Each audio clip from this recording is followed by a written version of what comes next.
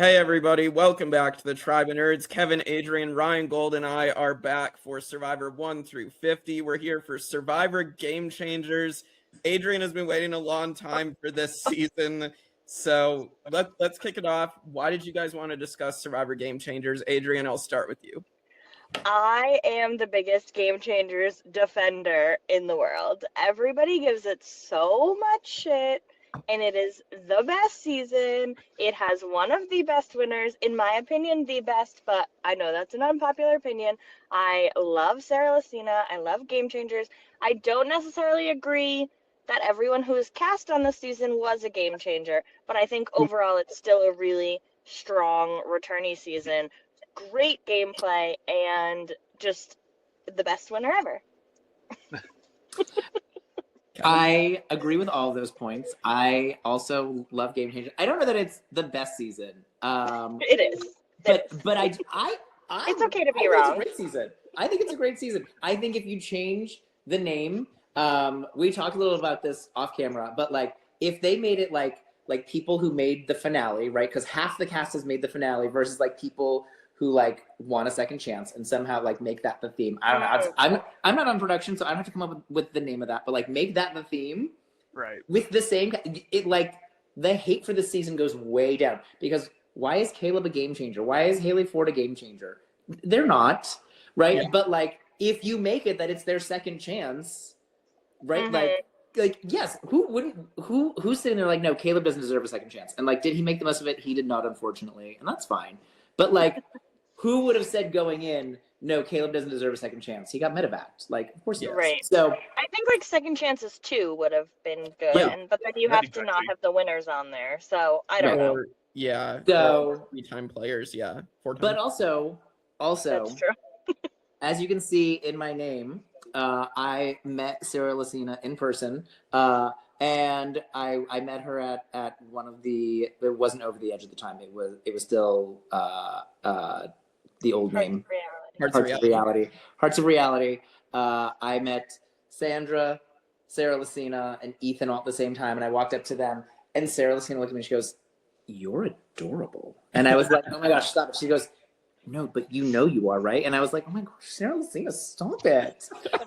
So me and Sarah. I got a cameo from her for my birthday a few years ago. Oh, that's amazing. It was when I was competing in Orlando for cheer, and she wished my team luck, and then we won.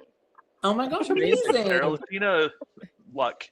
And, for me, I love Game Changers because I do love an all-star season. Yeah. I love a cast that's played before and getting their second or third, fourth chance, whatever it is. But I love all-star seasons because it's just fun to like see people play again. Right. And I was really excited about this season. Yeah. So the casting was not great, but overall, I love an all-stars. For sure. Kevin, what were you fun fact? So fun fact, I met Sandra the weekend after she got voted out at a casting event. Yeah. So there was also that. So like she was giving us like inside dirt about like you know the whole thing about the goats and they can't kill the goats. They can't do that. They did kill the goats and they ate the goats. Yes. Yeah.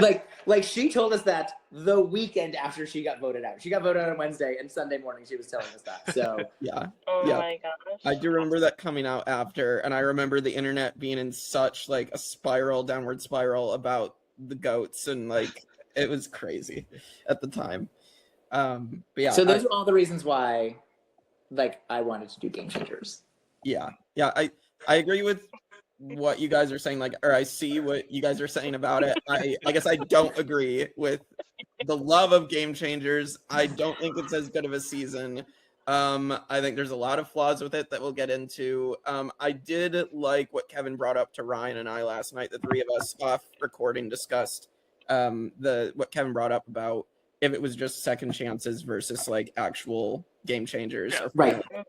Like change the name of it. The legacy advantage, and you write like if it was like unwritten legacy or something, right? Yeah. Like, and they're literally writing on the legacy advantage. Like it's right there for you. It's right there for you, production. Yeah. So frustrating. Yeah. Not the best name, still the best season. Great season. Overall, I love the season. I don't the agree. Challenges were great. I feel like the challenges were like top tier this season as well. Yeah, there were some pretty good challenges. I think we'll definitely get into them. There were some memorable ones that I really, really enjoyed. Yeah, when we still got like giant like contraptions they had to climb up and go down a slide. yes, Yeah. yes, Ugh. yeah, 100%. Like Cool it puzzles. definitely is better than the challenges we get now, where it's not as Obstacle elaborate. course and a puzzle. Yeah, Sit on a exactly. thing and hold a thing Yeah, for 15 minutes and be Slightly impressed. modified puzzle every time, but basically the same puzzle. as Exactly. much as I'm not a fan of Game Changers, I will recognize the things that it did right compared to other seasons. So that is one of them I will give it credit for. And Sarah Lacina, I agree, is a good winner. I will say that. I do agree with that. Tier number 1. She's definitely in there. She's definitely in there. She made the honorable mentions in my inappropriate list of my favorite winners. That's all guys except for a couple of honorable mentions to women. Sarah Lacina did make the honorable mentions. Yeah. Well, let's get into it. I mean, let's just talk about the cast now in general. I mean, we brought it up, but I mean, who are you guys excited to see? Who are you not excited to see in this very mixed bag of a cast? I think it's weird. I think it's weird to bring Sandra back for not a landmark season, right? Yeah. Like season 34 is a weird number to bring the 2-time winner back for.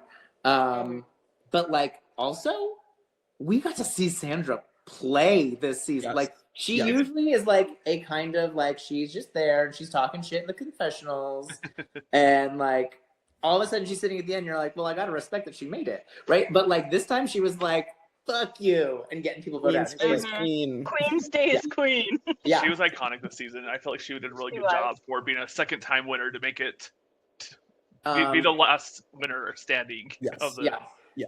cast. I do not love Debbie, but I love the chaos that Debbie brings, and Debbie screaming that she's pissed. Oh, I'm pissed. I was Her faking excited drunk. to see Suri back, because who's not excited to see Yeah, Suri? who's on not our excited for screen? Suri? Love her. Still the best to never win, in my opinion. Love her. I was personally, and I know maybe not necessarily, I loved Michaela from the first episode of and Zeke. Like I love both of them on One Hills Next, and like Michaela got so screwed over because she was a smart person on Tribe of Idiots. So I was really glad to see her back too. And again, she got to stick around and like do things, and she was kind of like Suri's sidekick. But like, you know, if you're us and you watch the show, you know that like that's the edit they get, but they're doing things to get that far. Yeah. Right. She doubled her placement this time. Like that is good for her. I do like Michaela, like, and Zeke, for example, like you brought up. I think, you know, we always have the back-to-back players, and I'm happy that they both got second chances because I think they were both very memorable in Millennials versus Gen X. And I know we'll touch on what happens to Zeke right before the merge, obviously. It's just very, very. I have thoughts and opinions on that. Yeah, we'll get there when we get there. Obviously, I was super excited to see Malcolm, especially after meeting him in person. That was super exciting. As you brought up, Sandra, Suri, Tony. I was super excited for. I actually like. I do remember like definitely questioning Caleb coming back for this season specifically. Just because, you know, he was medevac. I think he should have been on a Philippine-style season instead of this. That's what I'm saying. If you give him a second chance versus calling him a game changer, I think it fixes so much of what people don't like about the season. Yeah. So I feel like that's the biggest criticism that Game Changers gets, is that most of them are not game changers. Yeah. Right. And like Aubrey coming back was cool. Ty. I mean, some of them do. Troyzan. I'm a Troyzan fan. And we are too. I mean, we talked to Troyzan. So. We did the recap. So Jake and I did the recap with Troyzan. And it's like I was telling Jake last night, it's so weird to see the edit that Troyzan gets. Yes. Because I remember when he was cast on this, I was like, stop trying to jam Troyzan down our throats, right? Like, you tried to get him on second chances, we didn't vote for him, right? Like, that was my thing at the time. But, like, and then he's sitting at the final tribal council, and he's basically getting, like... Yeah. Like, they did not want to vote for him. But then we met him, and he's, like, a really cool, really funny, really personal guy. So, like, that was an especially weird one, like in my personal life, to be like, why does this guy get this edit when he's actually a really cool guy? Yeah, exactly. And he was one of my original winner picks when I started watching the show live. So I've always liked Troyzan personally. And yeah, I was just like, I was shocked he went from one of the biggest characters of One World to getting nothing in Game Changers. I think that's a huge disservice. He's So, not my favorite, like, good job. as a player, but I appreciate him as a character. yeah. I don't think he's necessarily, like, the strongest at the game. Yeah, I agree. He player to every season he's on. Yeah. And then we unfortunately have Haley Ford, Sierra Dawn Thomas. Like, why are they here? Listen, because first of all, they were worlds apart, and now they can be together, right? So there's number one. They've nice shoehorning them. Right, and then like you really think like sweet little Haley Ford is not a game changer? You think she's not making moves, shaking things up? You think Sierra Dawn Thomas? You think she's not one of the biggest game changers out there? Like, what are you talking about? I do remember do you guys remember the Price is Right special that launched the memes of like Sierra and Ozzy were like one of the prizes was a car and they were like showing the car off, and then Sierra Dawn Thomas got called like a fan favorite, so then everybody was like the fan favorite game changer Sierra Dawn Thomas. Like No. It's also, but it's like she's another one. It's weird to hear other survivors talk about her, because the way they talk about her, she is great, or at least at the time. Like they were really worried about her, how good she was, and like the edit we get is that she like gets completely like fooled by Sarah, right? Like that's the edit we get this season. But like a lot of people really respected her on the show. Yeah. It seemed like. I read that Sierra was actually like a last minute ad. She was a replacement for Natalie. Yes, Natalie. Yeah. Oh. I knew there was somebody she replaced. Yeah, I believe Natalie Anderson got like a concussion or something prior to going out, and so that's why she got replaced by Sierra. Yeah. She's another one that like I don't think she necessarily belonged on a season called Game Changers, but I think I'm glad she was there because the season would look very different without her. It would look very different without her. But also, like, Sierra made what, Final Four? Final Five. Final Five. Like, she made it really far. Like, and she made the merge again, right? Like, she clearly has something to her. So, like, yeah. Like, we're not getting the best view of her. But, like, if this is a second chances thing, like, if she's getting a second chance, sure. Put her on there. Yeah, again, if it was second chances, I could have bought it more than if it was what it was. But a game changer. Yeah, exactly. But yeah, let's get into the season itself. So we get them on the boat. They do get marooned. I also wanted to bring up that this is Survivor's 500th episode, so I think this is why they did another All-Stars. This is why they had All-Stars and why they had like Suri and Sandra and Ozzy. Yeah. I don't think it ends up working, but like that's why they did it. No, and I also did want to bring up with Ozzy because we will talk a little bit about Ozzy as well. I mean, we have to bring them up because Ozzy and Suri will be back again. But I remember it's funny because Jeff Probst said that the network, I'm pretty sure he was open about this, the network wanted Ozzy to be on. He did not want Ozzy to be back. And the network, CBS, said, you have to have Ozzy. And so they put Ozzy on. So... I don't hate looking at Ozzy on my screen. Right. I think it's hilarious. I think it's hilarious that in the marooning, they're like, okay, out there is a buoy, and whoever swims to it first and gets the thing, and they all just let Ozzy go. They're like, Malcolm's like, yeah, Ozzy's gonna get it. We have no chance. Yeah, they're all like, let him go. It's fine. Exactly. They didn't even try. No one's going after Ozzy, and they're all like, yeah, Caleb does eventually at the very end. Caleb does eventually, but like, yeah, too little, too late. Yeah, too little, too late. But if he had a 3-minute head start, he probably still wouldn't beat Ozzy. Like, Ozzy the Dolphin. Yeah, I will say, like, 100% Ozzy deserves to be there. He is a Survivor legend. He did do things that changed Survivor history. So, like, regardless of should Ozzy's arc have ended in South Pacific, probably. but I understand why he's there, and I guess I understand why he's on 50. Though we've seen enough of him, I think, in my opinion. But I'm never gonna complain about seeing Ozzy on TV swimming in the ocean. Yeah. It's nice to look at. But we do get to the camps, and I think the Manu tribe was definitely, or Mana was the one that I was most interested in, not just Malcolm but Tony and like everybody that we've said, like a lot of fun personalities together. And immediately you get Tony running off into the jungle screaming like a lunatic, and it was my favorite part because I'm like, oh, this is gonna, like, I thought this was gonna set the tone for the season. Unfortunately, it set the tone for the premiere. For the premiere, yes, for the premiere. But what are your guys' thoughts on like Tony running off like a lunatic in this premiere? I was with that tribe. Bye. You're gonna do that? Bye. That's annoying. Yeah, especially as a former winner, like you need to be careful. And he just was like nope. Like, hi, I already watched you do this once where you like run around like a crazy person, you get advantages, and then you pretend, no, I'm not doing this again. Yeah. I'm sending somebody to go follow you so that you can't go find the idol. I'm sending somebody to go follow you. And then whether or not you have it, I'm voting you out, right? Like, I'll split the vote. I'll split the vote on somebody else.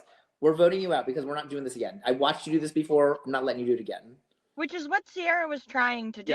Was like, let's split the vote on Tony and Caleb, who's his #1, like, alliance member. And then everyone was like, wait, you're throwing out names? Goodbye.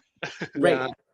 I think that was also like Malcolm then pushed to keep Tony and Caleb in because he wants to be surrounded by the big threats. Yeah. So, well, and this is like typical Survivor 2 of like, they lose the first challenge, so they're like, well, we need strength. So they're like, okay, well, like, we can split the vote on those two later. It'll still be 2-7, whatever. Like, but like, we got to win challenges, so like, we got to take one of them out. Yeah, definitely him running off set the tone, and with Sandra being a 2-time winner there, like they definitely dominated the edit for those like first few episodes. Is like because it was just like this competition between Sandra versus Tony, and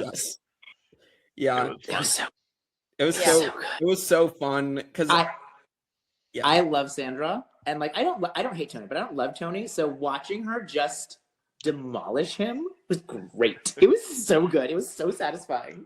Yeah, I was sad as a Tony fan, but like Sandra's great, and like her just doing the queen stays queen, and then we're gonna get to the tribal council where she basically is like, say hi to Sierra for me. This is what you get when you plot against me. This is what you get. Like she came in with that 2-time winner. She's like, I'm just going to own it, and just like I almost feel like she knew she wasn't going to win this season because she was a 2-time winner. So she was like, I'm just gonna go balls to the wall and hope for the best. And just say what's on my mind always. And it worked. And like, when she did get voted out, they were like, we have to vote her out because she's kind of convincing me not to. Right? Like, She did very well for being it. Like, I would have voted her out first. She's a 2-time winner. Like, you don't need a third chance. But she made it a little bit further than I expected. Exactly. She made it to she makes it to day 39 or day 16, and she made it to day 16. Yeah, that's where the curse of day 16 begins, but we'll get there shortly. But so I did want to bring up also one of my favorite challenges is the challenge where it's Malcolm versus JT in the ring toss, and Malcolm almost single-handedly brings them back and just falls a little bit short. So crazy.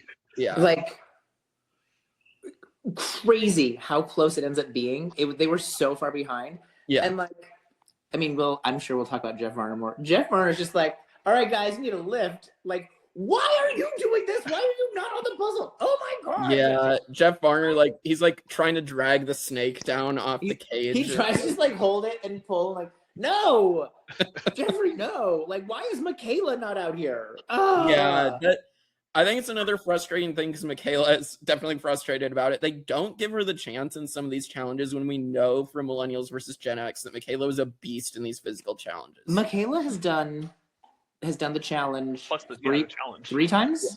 So like one time they took her out early because she was plotting. in her first season. Then she made it to the final, and she was like a huge threat to win, but then she like twisted her ankle in the final. And this last one, she made it to the final again, twisted her ankle again, and still finished and didn't come in last. Like, Michaela's extremely strong. Put her in the physical part of the challenge. Yeah. Crazy. Yeah, it's unfortunate, but I mean, Malcolm was doing so well by himself that it almost worked out, but fortunately doesn't. We do lose Tony, and then we're immediately going to get this first tribe swap to 3 tribes that we've seen since Second Chances and Millennials versus Gen X. So I thought it was interesting to immediately swap them so quickly because we haven't seen a tribe swap besides Second Chances. We haven't seen a swap this quickly. Yeah, I think it fits with the theme though. It's game changers. Like, gotta change up the game, switch up the standard dynamic. tones. Yeah, Literally. I think it fits. Yeah, I agree with that. And we get the reunion between Caleb and Ty, which is what is going to cause Brad Culpepper to push to split them up, which is very sad, but at least we got like a reunion between them. Take out Brad Culpepper instead. I hate Brad Culpepper. F you, Brad Culpepper. Yeah, I mean, I'm with Debbie. Fuck you, Brad Culpepper. Same. The one thing I agree with Debbie on. So listen. I'm sure he's a lovely person, right? He's been on the show twice. I'm sure there are wonderful qualities about him. I just haven't seen them. So fuck you, Brad Culpepper. Name of the episode, Jake. Fuck you, Brad Culpepper. It is Advantage-Geddon, but we can definitely make that a show. Again, I do this all the time. I apologize. Thank you so much, Brad Culpepper, for putting yourself out there for entertainment. Thank you for allowing yourself to be judged and sometimes be on the receiving end of hate. And I'm sorry that I'm like this, but like I didn't enjoy watching you. Yeah, I will give Brad Culpepper credit that he does end up taking out the other physical threats so that later on he can start winning all these challenges. So I do give him a little bit of credit there for getting Caleb and then getting Malcolm out. So I think he played well this season, better than he did on his original season. I think not having his wife there was good for him. But I obviously, anyone who says he deserved to win over Sarah. No. Jokesville, USA. No, I would never say that. Like, I don't think Brad at all played to the caliber of gameplay that Sarah did this season. The fact that they just like let Sarah. You didn't know Sarah was going to beat the pants off both of you? Well, I loved in the premiere, like, watching it back, knowing, obviously, now that she wins, and she says the line of, like, this is a season called Game Changers, like, everybody's gonna have, like, big move-itis and, like, wanna shake things up, and I'm just gonna, like, be the secret assassin. And that is exactly what she does. Like, she just flies so under the radar, but she's doing so much, and they just let her do it, and no one like ever points fingers at her because it's like, oh, sweet little Sarah.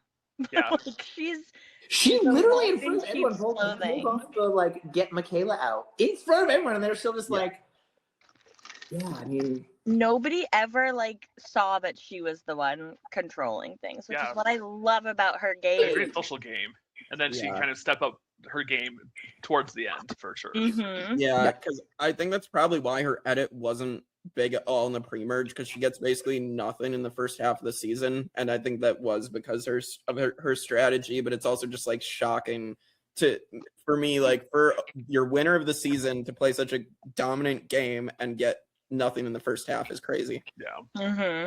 So but yeah, so Caleb gets knocked out, and we also get Troy Zanfine in an adult at the challenge, which is going to come into play later. So I mean, I again, we talked about it in Second Chance. Kevin and I talked about it with Ryan Nia Wayne about like idols and the challenges. Then it's again another cool thing to bring back into this season. I think it's fun now. As much as there's too many advantages in Survivor now, I think it is fun to see like some people sit out on purpose. They can like check the sit out bench, right? Like you get people thinking about that, right? They're like thinking about like where would these things be, right? So I appreciate that. Hidden in plain sight. I did love like the advantages at the challenges, or And maybe not be like just all idols, but maybe like other advantages that could have been. Yeah, there. or They're like not- a clue to an advantage. Yeah, Yeah. Like exactly. the Yeah. actual advantage, like different things like that. Yeah. Yeah, I agree with you guys. I think we'll get to Sarah finding it and stealing it out from right under Michaela later, but Viking. yeah, and then let's get to, sadly, one of my least favorite episodes because we're losing Malcolm in this episode. But this is where Ty finds his first idol, and we get the reveal of the combined tribal. How do you guys feel about the combined tribal council? Jake, you watched me. You watched me navigate one of these. Yes, I did. I did. love it. I think it's great. I think it's great gameplay to try to like figure out what are we gonna do? How are we gonna take one of them out? Yeah. You watched me navigate one, and it was fun. So it was fun to watch. I do kind of Yeah. wish they put them on the same beach so they could have Yes, like at least yes. socialized together and strategized. But I get because it just like made it like this tribe versus this tribe. Yeah. So I feel like if they had put them on the same beach to be like figure it out, it would have been a little more interesting. And we might not have gotten a sad boot of Malcolm. Yeah, I kind of joke, kind of not, but like I don't. It's not one of my like least favorite. I guess I'm sad that the twist knocked out Malcolm, but I do agree, like, it is fun to watch the twist, like the combined tribal. It just sucks that this is the outcome. Well, and it's such a live tribal, and live Yeah. tribals are fun. And Yeah. like, Love tribal. yeah. Yes, but this does lead to the whispering at tribal council, and this is where this is going to lead to what we know now, where everybody gets up to whisper at tribal because JT does it. JT does crazy stuff. I can appreciate that JT's out there like tricking them into staying on the raft so he can go find an idol that he's going to end up not playing, but JT does some crazy stuff. This is another one, and JT, I just want to say you're an idiot because you lead to the person going home that was actually like the one person who probably would have tried to keep you. So it's just ridiculous. JT has not had a good season since Right. No. Brazil or whatever it was. Token Teams, yeah. Token yeah. team. Yeah. Poor guy. He tries, but he keeps flopping. Yeah.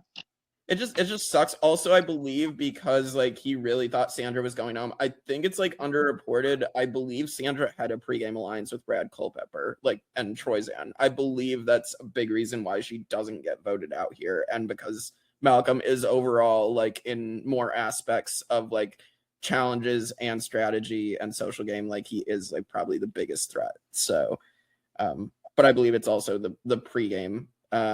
So. I did want to bring that up. Nothing against Sandra, but it was like I just wanted to make sure everybody knew like that was an underreported story, I think. So Interesting, yeah. Yeah.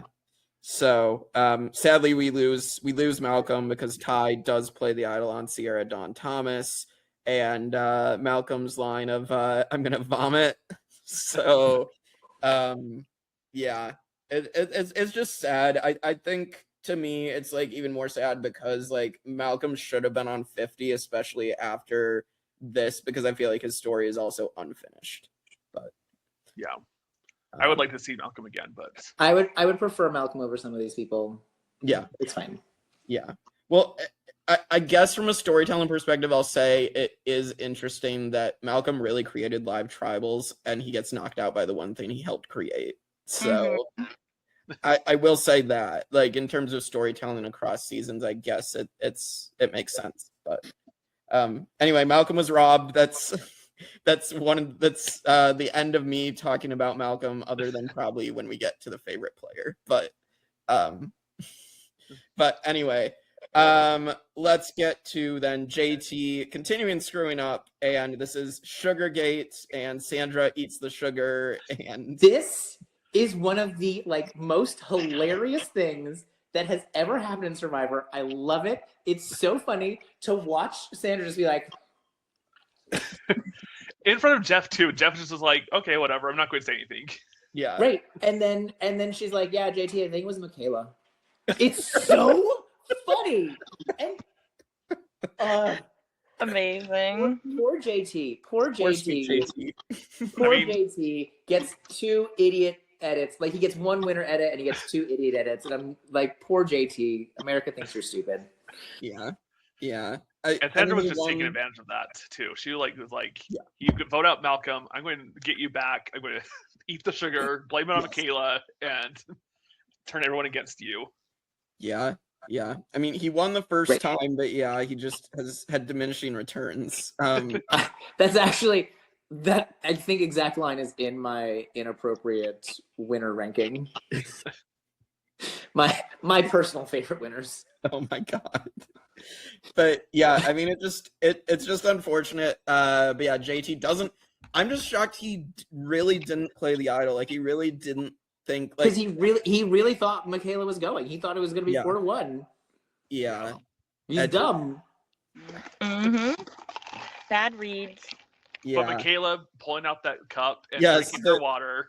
Michaela in the season where she has the cup of water. She her hair around to do it too. It's so good. Yes, I noticed that. It's so funny that, and then she has the coconut later on in the season. Like she does bring out the props. I love her. Love her. She should be on 50. You know she'll bring drama. Yeah, I mean, I got to say hi to Michaela at Over the Edge in this year. So she's great. So but yeah, so we lose JT, and then we get the curse of day 16, another swap, and Sandra gets swap screwed. And I believe they did say later on that they threw the challenge to get rid of her. So yeah, that makes sense. But like you heard some of them, they're like, she's good, right? Like I really appreciate as a Sandra fan, like getting to see her like play balls to the wall, because like Heroes vs. Villain, she's very overshadowed, right? And like Pearl Island, she's very like, what's we're looking for? Like not overshadowed, but like passive kind of. Yeah, her game is very much, I'll vote wherever you want me to vote, just don't vote me out, right? Anyone but me. Right. But like here, she's like, oh no, Tony's got to go. JT's got to go. Like, it's great. And then they're even like, I don't know, should we keep her? Right? Like, yeah. So good. So good. Yeah. Yeah. We should also mention, I forgot to mention, we need to mention Debbie and Debbie's blow up and her visit to Exile boat. But her blow up first is one of the craziest things, because she blows up because Haley can't cross a balance beam, even though they literally show that she agreed to do the balance beam. Like Brad setup, do it. I don't like when production hangs people out to dry. We'll get to that in a minute. In certain ways, but in certain ways, it's really funny when the when production dunks on people like Debbie and Philip, right? Yeah. It's funny. So like they specifically show before the challenge her being like, "Well, I'm really good at balance, so I'll do that." Right? Yes. And Brad's that was one of her jobs. She's like, "I'm a professional gymnast in my past life." I'm a professional gymnast model and a like aviation CIA specialist. Pilot, firefighter. I had to do a tightrope walk across Russia, right? Like, she comes up with some ridiculous thing. She's great at balance. And then they show Haley go right ahead and do it. And then they show Debbie completely botch it, right? Like, there is no question in our mind watching it that Debbie is in the wrong. And it's so funny. It's so funny. Yeah, Haley was dicking around in the balance beam for 10 minutes or something, is what she says. She's like, Debbie, what are you talking about? And I'm pissed! It's nauseates me and I'm pissed. And she's like yelling at Brad during the challenge. She's like, see, Brad, I told you. Yes, she's like, Brad, I was down first off the platform. Just jumping off the platform, she was the first one. Crazy Debbie. She's insane, and I love her for it. Thank you for providing us with entertainment. Oh my god. We also have then her going on to the Exile boat, this is really funny to me, because I know it got brought up when the show is airing, of like Cochran comes on and then he has to give her advice, which she obviously doesn't take. But it's funny. Was she going to take advice from anyone? No. That's why it's funny.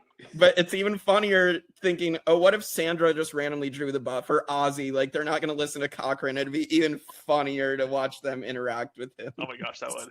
Sandra would just be like chilling with him, just like, hey. Yeah. It'd be. You're not advising me. Let's sit down and enjoy the boat. Yeah. It would have been funny to see, and like Ozzy would have been like, oh no, not Cochran. My worst enemy. Imagine Ozzy has to sit with Cochran. That would just be trauma bonding. They would just be like, listen. Just give me the clue to the idol or whatever it was. We had our thing. We had our we've moved on. We're both legends now. Yes. Yeah. I also feel like that was the era when I feel like Jeff really loved Cochran at that time period. 100%. Like he was everywhere. He was on like every reunion. He was like highlighted, I feel like. And then suddenly Cochran just kind of phases into into oblivion of Survivor lore. But that was interesting. It was like, oh yeah, Cochran was like really big back then. Yeah, I feel like this is one of the last times I remember him at a reunion, because obviously we have Aubrey then referring to him as her boyfriend, and like she won the challenge that he won, and then they talk about it at the reunion. So like I think this is one of the last times that I can remember. I mean, maybe in the next couple seasons he's there too, but I can't remember him. Can't remember either. Sorry, I had to remove a cat. And then so that's Debbie on the boat. That's Sandra.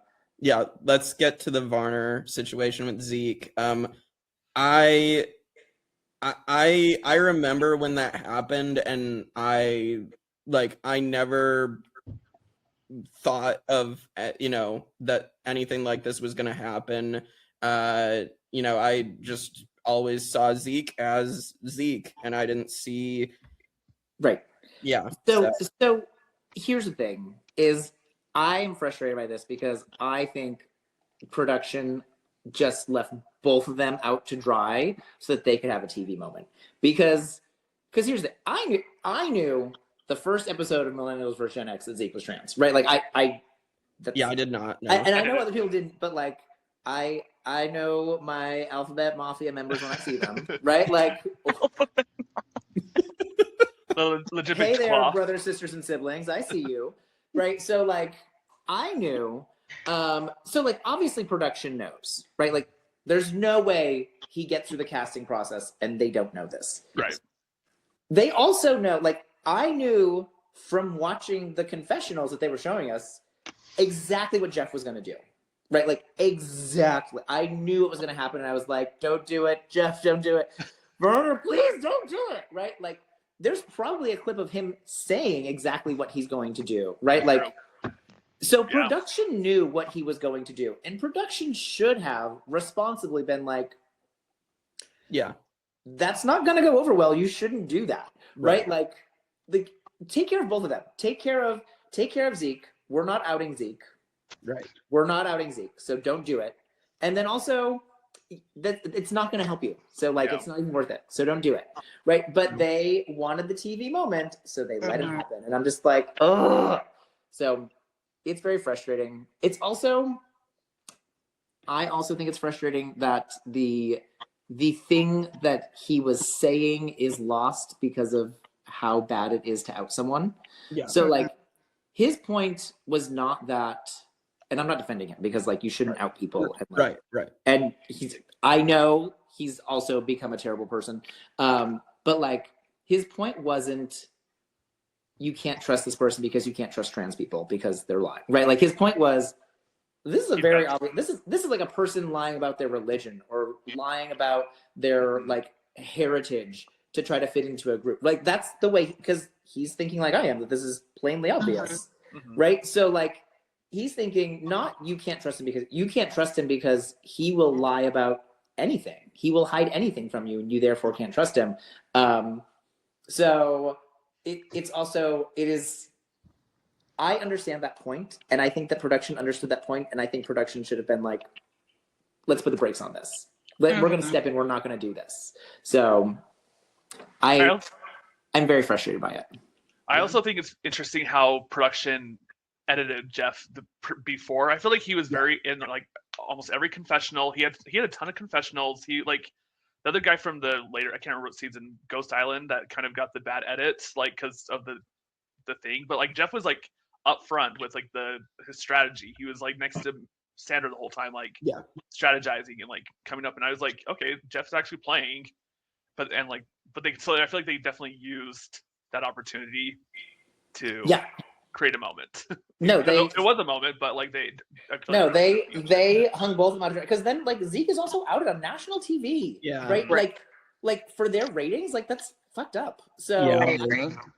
I don't appreciate that. I don't appreciate like because like they tried to say like, oh, we left it up to Zeke. What was Zeke gonna do? Like, they didn't even hold an actual vote. Right. Like, so like, how are we gonna edit this without having this be in it? Right. Like, right. Like, what choice did Zeke really like have? I got to a point where it was like it really needed to be there once it got to a certain point. Like if production had stepped in earlier and was like, hey, maybe this isn't the way to navigate this vote, like it might have been different, but it got to a point where it was like, how can you not include it? And like awful, terrible, never should have happened on national TV, I agree, but I think in a lot of ways it's also a teaching moment for not only the cast but a lot of viewers of like, this is transphobia at its finest, and like this is not how you treat people. Right. So I think like it did have not a positive impact, that's not the word I want to use, but like it had an impact on like viewers. Right. Besides just being like, oh, this is TV gold or whatever the production probably wanted. If Zeke had been a willing participant in it, then I would be fully on board. Right. But like I'm with you. Zeke being dragged out of the closet, not okay. But like props to Zeke too, because in my mind, like this happens in this episode, but Zeke to me has always been and like continues after this episode to be like Zeke the player, not Zeke the trans player. Right? Like like this is a thing for this episode, but like Zeke is a great player because Zeke is a great player. And like I do think I'm sure he wasn't exactly in the right space after this. Like I'm sure it probably impacted his game slightly, but I do think like he did really try to be Zeke the player. Like I do think he really tried to branch out from this moment. I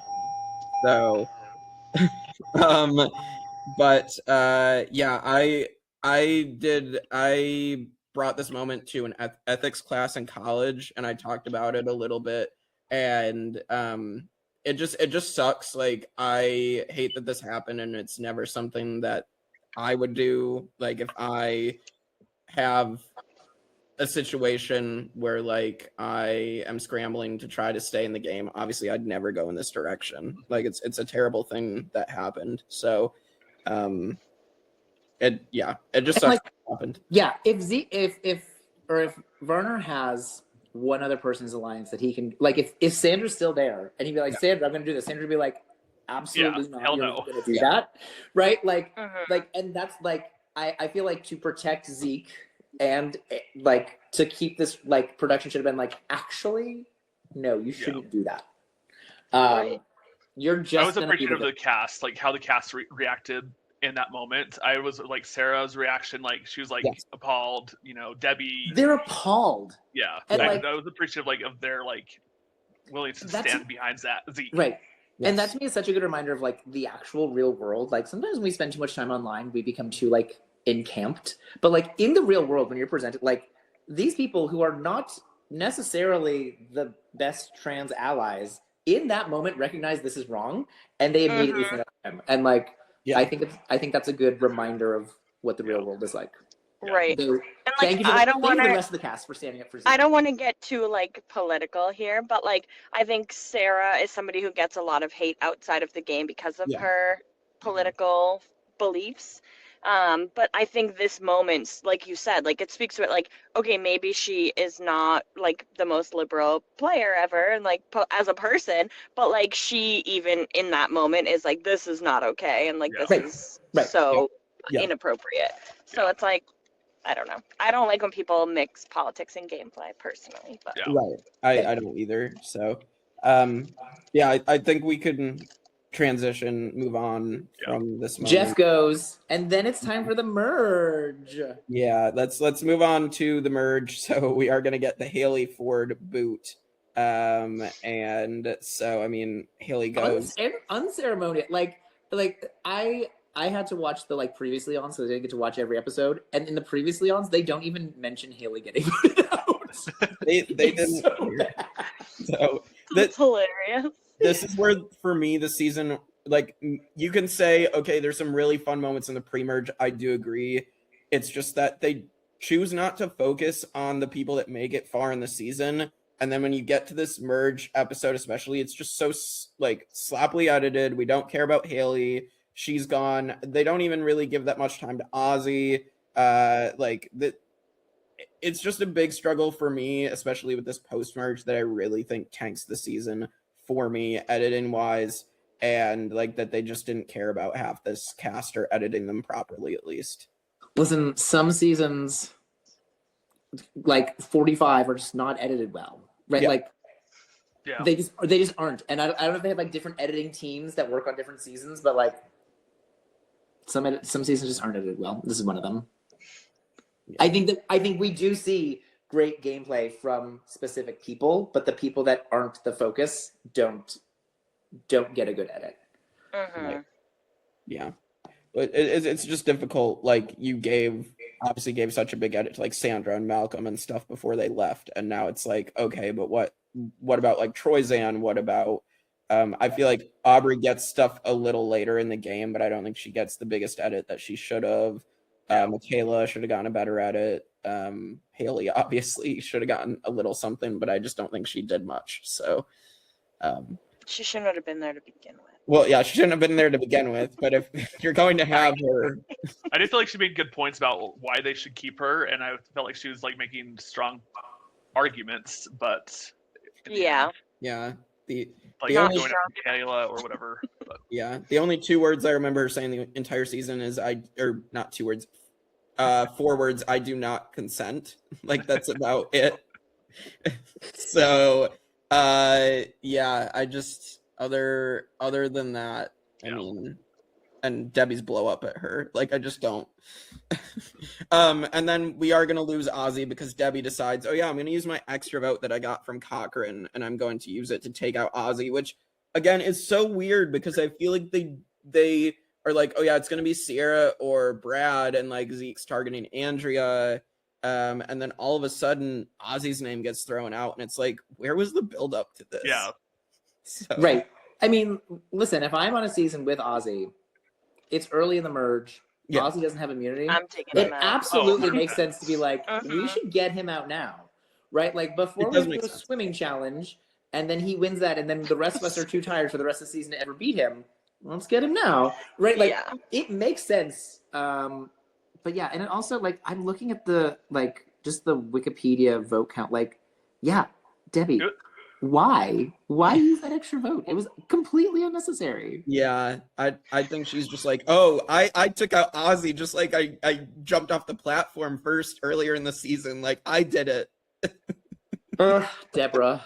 Well, it's like a weird episode too, because like Zeke kind of got really messy. He was like turned against his alliance. He saw like Andrea and Sari like kind of being this dominant in their alliance. So he's like, I'm going to take them out. And then it somehow flipped to Zeke being, because they heard about that, they caught wind of it. Yeah. But then it like randomly shifted to Ozzy. I was like, wait, I feel like there was like, it was Andrea, Zeke, and then suddenly it was Ozzy gone. Yeah.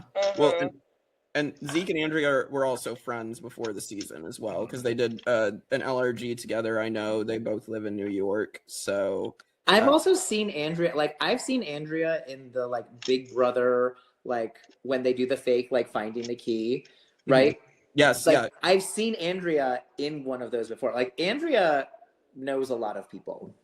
Yeah, she does. So, I guess just anything else on Ozzy's Survivor 50 legacy. Obviously, we're going to see him back. Did we need to see him back again? I just want to see him like dolphin swim through the ocean at least one time. Yeah. That's all you can. I'm sure we will. I'm sure you got 2 months. Right. Yeah. Like, I want to see him use those back feet as like a flipper and just like. Yeah. Adrienne or Ryan, what about you guys on Ozzy's legacy? I definitely think that he is a game changer, so he definitely deserved to be there. I feel like we saw him a bunch before that, so maybe if we had to take one out, I'm not sure if it would be his Redemption Island or this, but yeah, he's Ozzy, so he's always a good player to watch. But he's not very good social. He's not the best social game, but like no, his game is not good, but Yeah. because there's the one season where he's like every person he says he wants to work with gets voted out, and I'm like, not going well for you, Ozzy. Not going Right. well. yeah, I believe it's because Cook Islands and South Pacific that happens to him both seasons where he loses someone that he wants to work with and then pouts about it. Like, Right. I think it's South Pacific where he's like, yeah, I really could see myself working with it, and then that's the person gets voted out that episode. It's like, yes, yeah, Ozzy, stop saying you want to work with people. It's a curse. yeah. Adrienne, you have anything on Ozzy's Survivor 50 legacy? No, I think everybody kind of covered it. I think he's deserving of being on this season, but I think I love watching Ozzy. I think he's a good character, but I'm Ozzy'd out a little bit. Yeah, I agree. Ozzy and Coach are both here. Are they gonna relive their South Pacific rivalry? Oh boy, I think it's gonna be very testy. I don't think it's gonna be a happy reunion between the two. I'm interested to see if they leave the coaches and the Qs in to be crazy, or if they're or if it's like this season with Tony where they're like, we're not dealing with that. We're not letting you two run into the jungle and. If I were there, Q would be the first one voted out. Coach would be the second. I agree. I'm there with Q. Kevin, you should work with me more. I'm throwing the first challenge to vote Q out. Bye. Yeah. You wouldn't keep the Dragon Master around as a shield? No. Coach, I could would maybe punch him in Coach, the I could face maybe if I had deal to work with him. if the votes weren't there to get him out right away. But Q, no. Q. Yeah. We'll get there eventually to talking about how we don't like Q. I did want to say with Ozzy just real quick, it's fun to I guess see him lose a challenge that he won and then that surrounding gets voted out. So I guess a little bit of storytelling. But anyway, all right, this is where Sarah does make one of her many like breakout moves. First, she ends up swinging to take out Debbie after it's clear that like Debbie and Culpepper and Sierra are like and Troyzan are like a thing.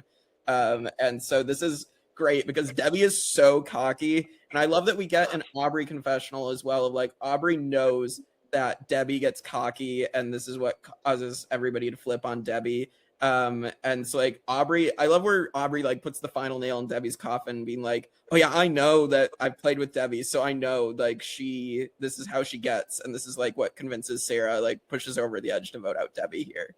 It's amazing. Yeah. This is because I watched this live with my cousin and I mean now her husband at the time, like we all watched it together. And this is about when we started to be like, Sarah's playing a really good game. Yeah. Mm-hmm. It's like this, and then in 2 votes, the Sierra vote, when she's like, I want that advantage. Yes. Right? And we're like, Sarah could win this. Yeah. Mm-hmm. Yeah. And she did. Yeah. It's so satisfying. Also, it's funny that like Debbie gets so pissed after this, is like flipping people off, flipping Sarah off from the jury. It's like Debbie is an angry juror. I love 110-pound balls of chaos named Debbie. It's just a thing that I love, and there's nothing I can do about it. That bag of bones. All right, and then let's skip ahead to Sierra and the legacy advantage. She did pick this up at the beginning of the season. She tells Sarah, and originally it is going to be Culpepper. He starts his immunity run here, which only briefly gets interrupted by Aubrey the next round. But this is where Sarah finds out about this, is like, okay, maybe I need to vote out Sarah to get this legacy advantage willed to me. And Sarah plays this so well, down to she acts shocked at tribal council. Like, it's so good. Like, as if she It's wasn't. amazing. Oh, it's so good. Yeah. It's amazing. Yeah. One of my favorite moments of the season. For sure. Yeah. I have nothing but good things to say about this. This is one of like the best moves by a winner, 100%. And like Sierra even like finding out the truth, obviously Sierra then does vote for Sarah to win over Culpepper, which sometimes when somebody plays me real good, I gotta hand it to him. You got Yeah. Yeah, 100%. Like I'm glad that Sarah got the credit for this at the end because it was so good. Better than anything Culpepper tried. So. Yes, so Sarah gets the legacy advantage, and she also gets to steal a vote right from under Michaela's nose at the challenge, which is funny that Michaela's like so angry. She's like being like clapping for people and like just being really angry on the bench, and then Sarah just steals it. And this is where she's then going to give it to Suri to build trust, knowing that it says non-transferable. And Suri's because she knows it says non-transferable, but Suri did not read that fine print. No. Yeah, she did not, unfortunately. It's amazing. If you can pull off something like that against Suri, congratulations. Yes. Yeah, she fooled one of the players. Like, as a Suri stand, that crushed me. I was like, damn it, Suri. Like, such a good try for the good move, but yes. And like when she sits there and she's like, actually, it's actually, Jeff. Yeah. It is very good. Like, again, Sarah like standing up for herself and like owning that this is a move she made and Suri just screwed up. Like, and this is what's gonna cause. I wish we got a better edit of this move of this tribal to understand how it went down, of like blindsiding Michaela, stealing her vote, or stealing Ty's vote and blindsiding Michaela. Like, it is another great move. It's just that the edit didn't properly convey it. Yeah. So. Yeah, because then they think, okay, we're going after Ty. Yes. Yeah. I love Michaela. I'm sad to see Michaela go, but like, this is brilliant. This is like, even in the moment, I was so mad about Michaela going. In the moment watching it live, I was like, that's a terrible idea. Why would you do that? No, it wasn't. It was great. No, it was smart, but sad as a fan. Yeah. Can we also say Ty holding on to his two idols that he has, like the balls on Ty to be able to pull this off multiple times? Okay, but like we should know this from Co Wrong when he had the balls to look at Scott. Yes. Scott and just be like, no. Like, this man is unafraid. Yeah. Yeah. So Ty deserves his spot here for the fact, like, this is game changing to be able to hold on to idols this long. So but yes, then we are going to get Advantage-Geddon, which is what this episode is named after. What are your guys' reactions? Kevin's already looking very like distinct face from Advantage-Geddon. What are your guys' thoughts on this? I mean, essentially, there was like 4 hidden idols that were played that round. Yes. With if you count the legacy advantage. Yeah. Right. That's insane. 4 in one season to be played. Like, this to me is like this is, again, production being sloppy, because you just do the math. Just do the math. It is possible to have 4 idols played at Final 6, so only one person is available to be voted for, right? Like, that is possible. Don't allow that to happen, right? Like, make one of the idols expire sooner. Make the legacy advantage that you have to play it at 7, right? Like, literally anything. Just do some basic math. Like, it's counting. We're counting in single digits here, people. It's not that hard. Right. So, and I think they probably thought on a Game Changer season people would play things sooner than they did, but I would also say had a lot of gutsy people that didn't. Yes. Yeah. I would also say production. Did you not notice that most of the fans did not like this moment? And yet you continue Advantage-Geddon. Why? Because they got excited by it. This is how it changes Survivor history as we know it. They get so excited by... I wish this hat was a little bit bigger so I could pull it down over my eyes. Like,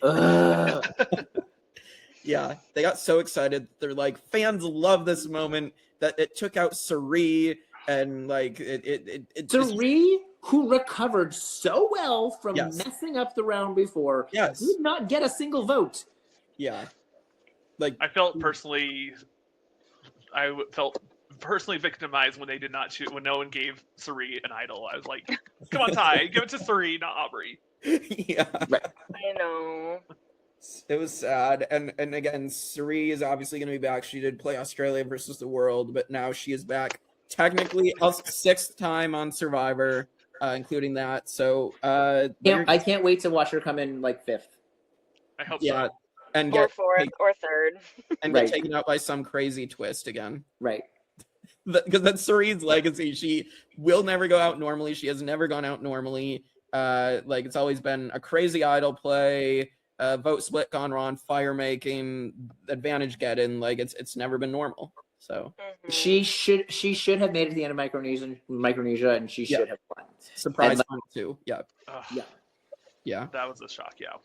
Yeah. But we did get to see her dominate in Traders, and I loved watching that Trader season with her and her just playing those people, that social game. They were like, Suri's the best faithful ever. And she's like, oh my God.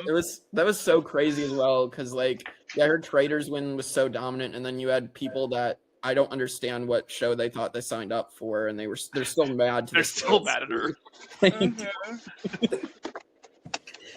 I will never understand people who stay angry. Like, I understand being angry in the moment on the show. Stay angry after the show is over when you signed up for like hundreds of thousands of dollars, millions of dollars. Like, you signed up to play a game for a lot of money. People are gonna stab you in the back. You should be stabbing them in the back too. Like, that's the game. But yeah, get over it. It's fine. Yeah. All right, so Suri's gone, and we should also bring up we get cameos from Monica Culpepper and Jared Fields. So future reality star himself, Jared Fields. And Jared was supposed to be on David versus Goliath, and I think it was Ghost Island and David versus Goliath, and he refused to play Survivor. So yeah, so it's. I know David versus Goliath, he was replaced with Davey. So, which I'm a big fan of Davey. So. Yeah, I like Davey, so that's fine. Yeah. But so those cameos happen, and then we're gonna get Aubrey and Ty getting voted out. Brad Culpepper really loses the game for himself by basically bullying Ty into like basically doing what he wants. Like, this is really bad social play from Brad Culpepper. Fuck Brad Culpepper. Fuck Brad Culpepper. What if he doesn't win immunity? Does he get voted out? I would hope so. I would assume so. I think so. But also, we should also mention, I wish they showed this in the edit, but have you guys heard that Sarah Lacina basically like blackmailed Brad and Troyzan into sticking with her because she like basically got Brad's wedding ring? I have heard that. Yes. So they didn't show this. Yeah, so I wish they showed this in the edit, because they hid Sarah Lacina how much, like, they showed her conniving gameplay, but they should have shown it more, because she fully embraced like going from cop to criminal, as she said.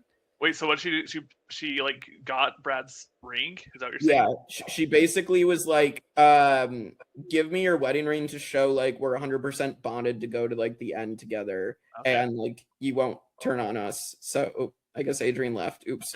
But yeah, so back in a second.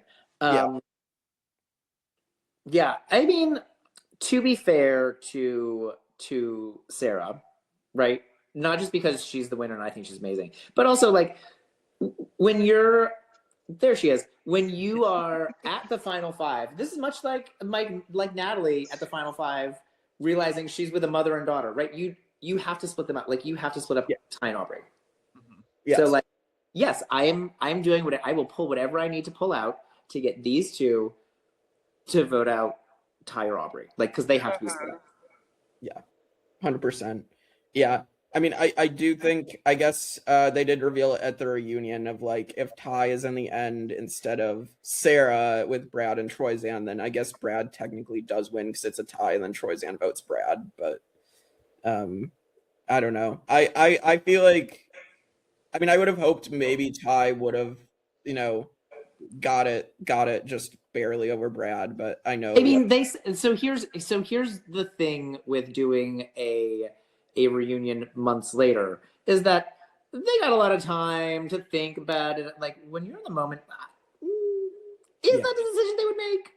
Yeah, I agree, because I think Brad, even at the reunion, is like, he's like, Jeff, please don't do this, because I think he knows like that it's so many months later, and it's so but yeah, so then we get to final tribal, and we basically have Sarah like basically arguing every point Brad tries to make. She absolutely owns her game. You have freaking Ozzy and Debbie that are trying to stay on Brad Culpepper, being like, we're gonna be your champion, Brad, and it's like, okay, Debbie, it's just because you're bitter, and Ozzy, you're always gonna stay on the challenge beasts. So right. Because Ozzy, you think it's a physical game, so you are. He rewards the physical. Well, and he's still telling people on his way out, hope you catch fish or find food or whatever.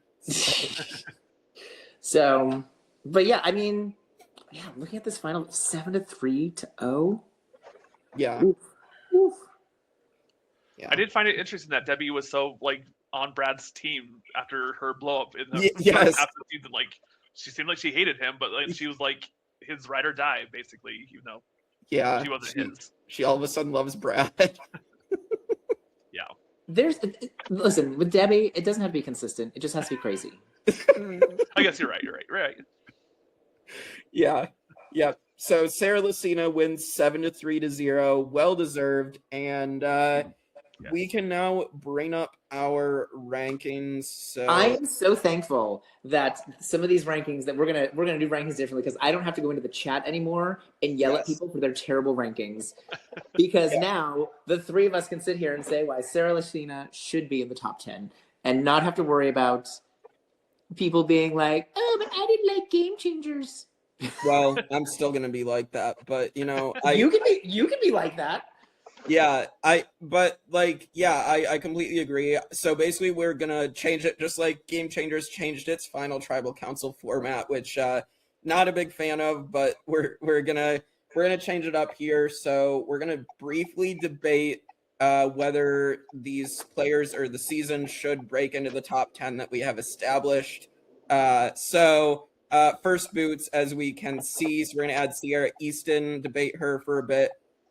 We have Tina Wesson, All-Stars, Sonia Christopher, Borneo, Johnny Fairplay, Micronesia, Francesca Caramoan, Zane Knight, Philippines, Sugar Heroes versus Villains, Francesca Redemption Island, Chicken Morris, China, Rupert Bonham, Blood versus Water, and Nadia San Juan del Sur. Does Sierra Easton crack the top 10? Hold on, let me scroll down. Where did I put her at first? First weeks. I have her in my top 10. I think that she clearly, from the one episode, like she's clearly playing the game, and like in a season that's maybe not so like Macho Man, does better. And we know that she is willing to make big moves, right? Like we know that she's a good player. Yeah. She just isn't well received by this tribe. So and she I have her basically got targeted for trying to take out Tony, which they just did the following round anyway. Right. So it's like she was trying to do what everyone else wanted to do. It was just that she was more vocal about it, and they were like, "Nah, you're gaming too early in like a returnee season," which she should be, in my opinion. So yeah, I would say she's top 10.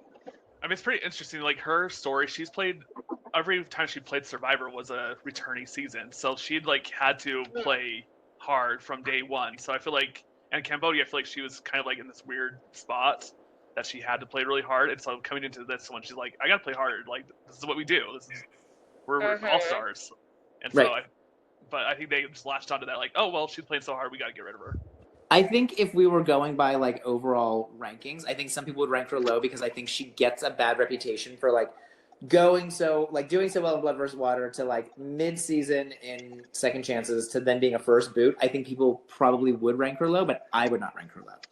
Yeah, I think she should crack the top 10 because again, it's an all-star season. We have returning players who were first boots on the returning season on here. So I think Sierra should. It's the question of well, she's gonna knock out Nadia at this point. But where exactly is she number 10 or how far? I would say I would personally say of this group, I would put her above Zayn because while Zayn is kind of zany and fun, Zayn was never gonna do well. Like she could have done well. So that's what I would say. That's very fair. Ryan, Adrienne? If I were to put on this like top 10, I'd I put would agree. around I like, would put yeah, her like I'd put her like towards Sugar, like maybe swap out Sugar. Okay. Adrienne, what were you saying?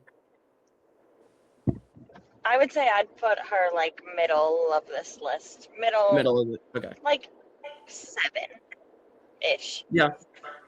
I'd say probably like 6 or 7 as well for me. Though I can see the argument that Kevin made. So, I mean, roughly. That sounds like 6. That sounds like 6. Yeah. We can just do Easton 34. And goodbye, Nadia. Sadly. All right. So then we will do Fallen Angels, the person voted out right before the final tribal council, where it's, it can be debated that they could have won. So we're going to add Ty Tran to the list. The Fallen Angels, as we have them, we have Cerie Fields, Micronesia, Sesternino, Amazon, Kelly Wentworth, Second Chance, Malcolm Freberg, Philippines, Jerry Manthe, Heroes vs. Villains, Kathy Vio, Marquesas, Rudy Bosch, Borneo, Yowman, Fiji, Lex Africa, and Terry Dietz, Panama. So does Ty Tran crack this top 10? I think he definitely does. Yes. Yes. He found 3 idols this season. He did find 3 idols. He's just outside of my overall top 10. However, some of the people that are above him have yet to be introduced. So yeah, I would probably have him on the top 10. I don't know about how high, but I'd have him in the top 10. Yeah, I don't. I would personally, Jake's not going to like this, but I would put him above Malcolm. I very much disagree because I think it's debated if Ty wins this season if he makes the end. Malcolm does win if he makes it to the end of Philippines. I don't know. I mean, you can say, because that season had a post-reunion thing too, where they tried to say like Denise, like I think it would have been close between Denise and Malcolm, but I do think Malcolm pulls that out over Denise. I would say I would personally put him around Yowman. Personally. Okay. Right above or right below. Because I mean, Rudy's iconic. Yeah. Iconic, but would he have won? No. But in mind. Okay, I mean, I hear that, but it's Rudy. Yeah, it can be debated. Rudy might have actually won Borneo. If he actually makes it to the end, I think Rudy actually definitely beats Kelly, and then it's like a debate maybe for Richard. But I do think Rudy probably wins Borneo if he makes it to the end. I think so. So a modern season, definitely not.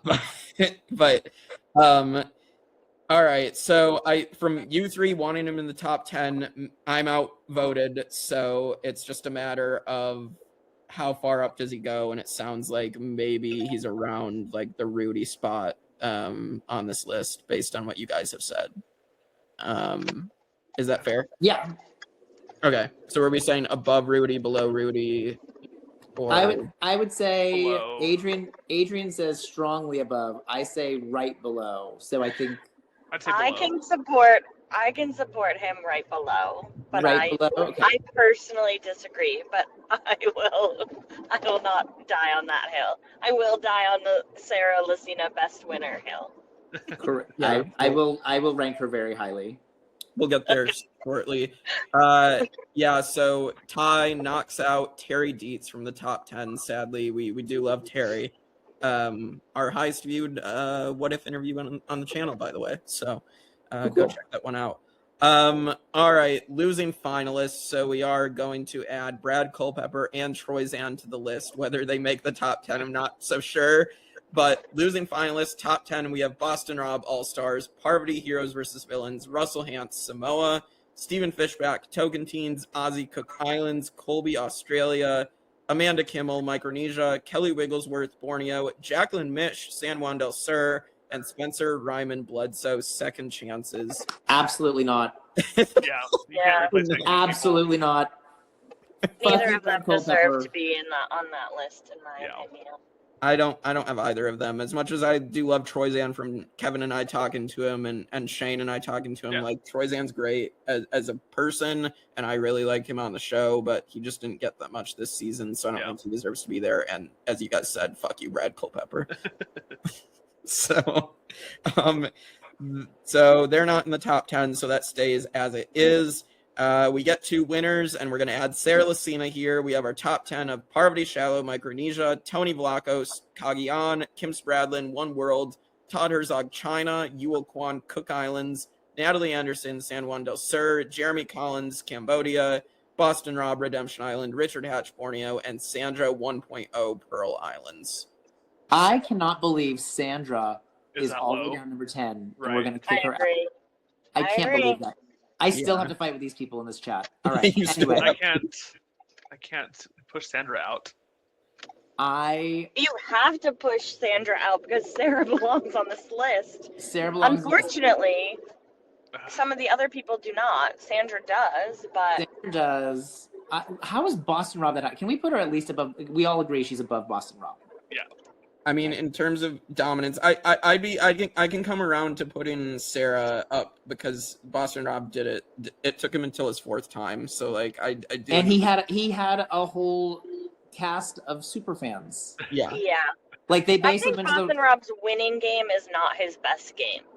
Agreed. No, I can see the argument that his best game is probably All Stars, but I mean, Parvati, Tony, Kim, Todd, Yule, Natalie, Jeremy. I think she's in that group. Like she's a balls to the wall, like great play. Like yeah, I didn't have her before the rewatch. I had her like just outside the top 20, but I can definitely come around. I think Sarah is a good winner. Like, don't get me wrong, but so I'm coming around. I'd be open to putting her in the top 10. I see what you guys are saying. So I unfortunately am gonna have to vote to kick out Sandra and keep Sarah. I would say I can't. I love Jeremy's my favorite. I can't put her above Jeremy. yeah, I love Jeremy too much. Yeah.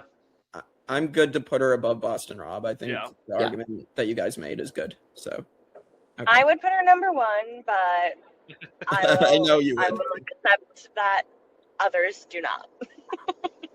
Yeah, But she will always be number 1 in my Definitely, heart. yeah, she's definitely a good player.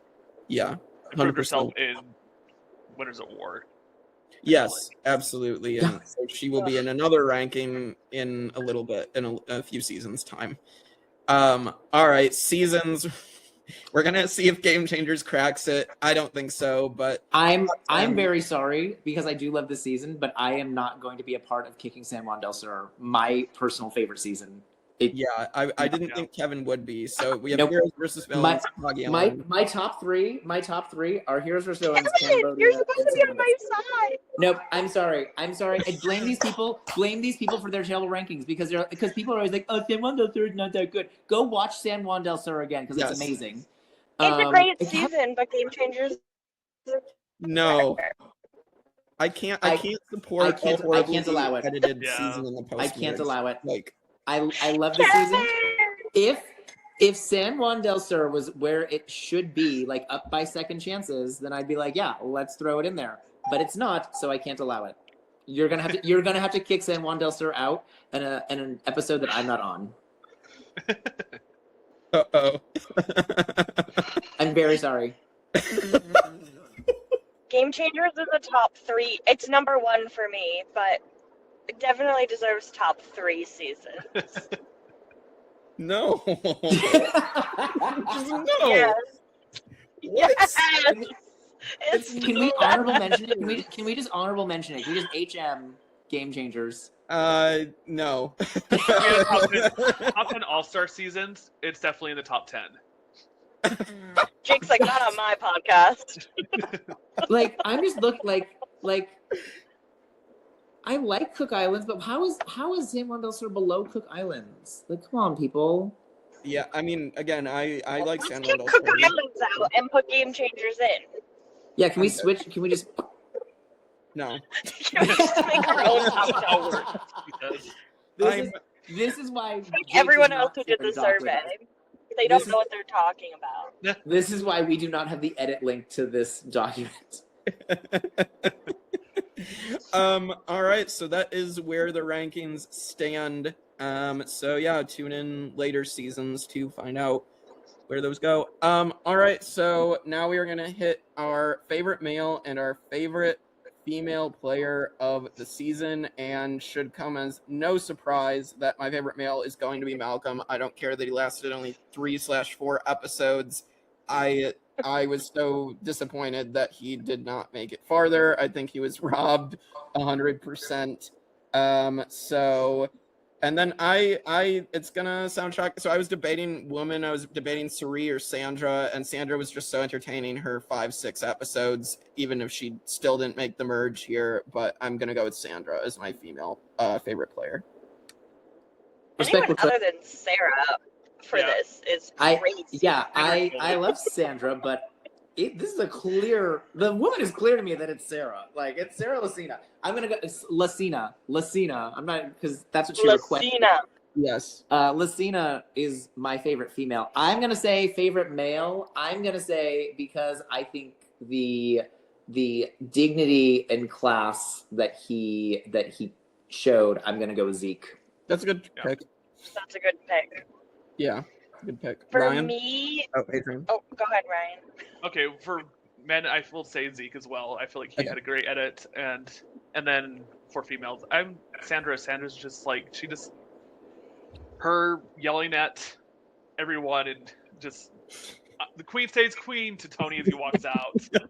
The episodes that she's on, she's great. Yeah. She left her mark for sure, but yeah. All right, Adrienne, I'm sure you're picking Lucina, so.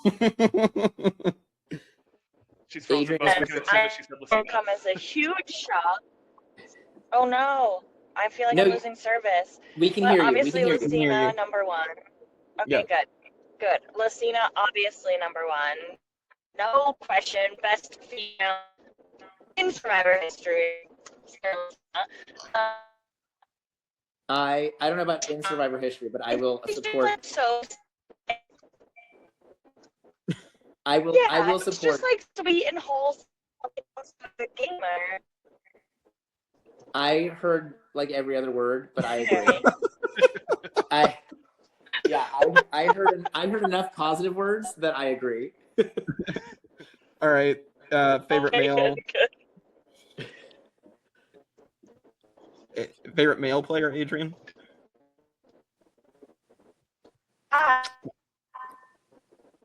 Did she say Ty? Can you hear me? Yes, kind of. A little. I said just Ty. I thought you said Can you Ty. hear me? Okay. Yes, I can hear you a little bit. I said Ty. Ty. Okay. Yep. Ty. I heard you. I hear you and I see you, Adrienne, and I love you. Yeah. Ty is a good pick. These are good picks. Going through a tunnel, folks. Just going through a tunnel.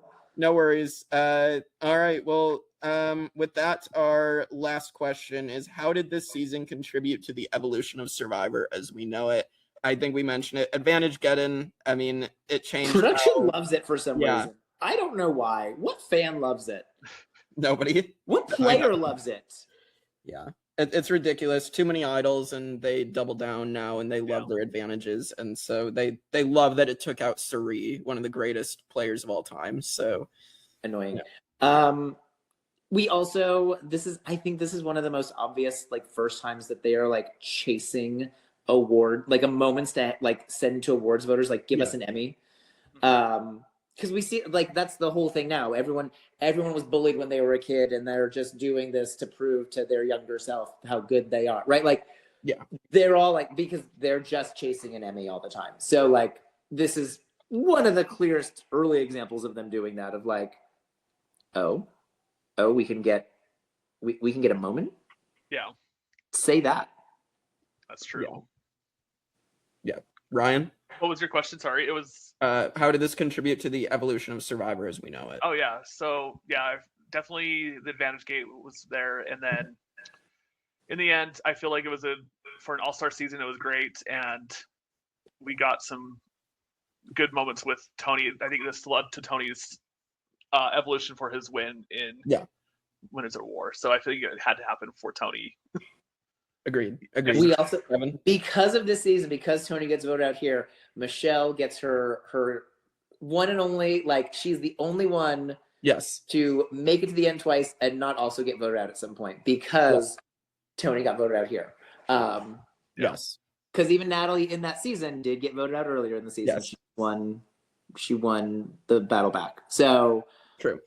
So Michelle with one L, wherever you are. Yeah, Michelle Fitzgerald. Michelle Fitz. Yeah, I love that for you. I love that you're the only person in Survivor history to have that record. Mm-hmm. Yeah.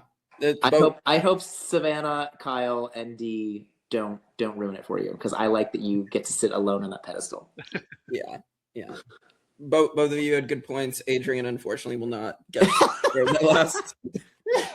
I'm sure she would be saying how amazing this season is. So this is also the season that gives us Sarah Lacina and Winners at War. This is also the last time a woman wins until Erica. New era. Yeah, until Erica. Yes. Yeah. So that it changes things for sure. Yeah, there. Yeah. So there is that. But yeah, we get Lucina in season 40. A well-deserved place on that cast. Yes, 100%. And she like lives up to her full potential. She is a serious threat, and we love to see it. I do not follow these people on social media outside of the show, so if you have a problem with Sarah Lacina, that's a you problem, because I just don't follow them. Yeah, I think it's great. I think she's a great player. I don't know if you guys watched the Challenge USA that they did, but she did pretty good on that. Like, I feel like just overall Sarah's social game is really amazing. Like, she is personable and people like her. And I love her so much. I do love to make fun of her from the one challenge where she was like, "They're trying to block me." Like, I will sometimes just, like, to my friends who watch a challenge, just be like, "They're trying to block me," just to be funny. But yeah, I love her. I love watching her on TV, and she thinks I'm adorable. So I can't wait. I can't wait to be on the challenge. We can be on the challenge together, and she can think I'm adorable with her. That's amazing. Yeah. Well, with that, we close out Game Changers, and we'll take a little bit of time off for the holidays, but our next season in a couple weeks is going to be Triple H. We will talk about Ben Driebergen, Chrissy, and we will definitely talk about forced fire making and how that impacted the show and whether Chrissy deserved to win. Or she should have won over Ben. But. She clearly should have won. Clearly. We'll definitely talk about that. So, but thank you both for coming on. Thank you to Adrienne, and thank you for all our viewers. Like, share, comment, subscribe, and like, comment, share, subscribe. Tell us who you like and don't like. Who are your favorite male and female characters from the season? Yes. And why do you think that Adrienne and I are crazy for loving Sarah so much? Yeah. Well, with that, we will see you all next time for more Survivor 1 through 50 on the Tribe of Nerds. Fuck you, Brad Culpepper. I'm gonna drip some coffee and a scoop of sugar. Malcolm was robbed.